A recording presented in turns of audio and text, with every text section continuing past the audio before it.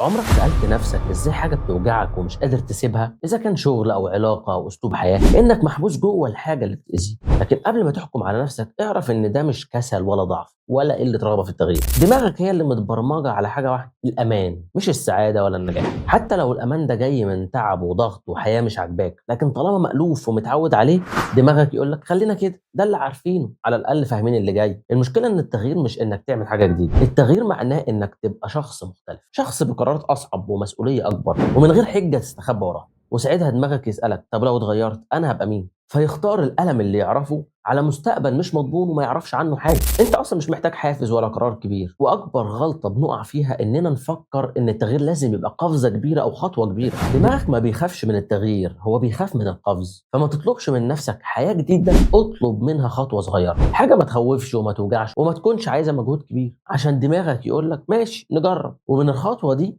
هيبدأ التغيير.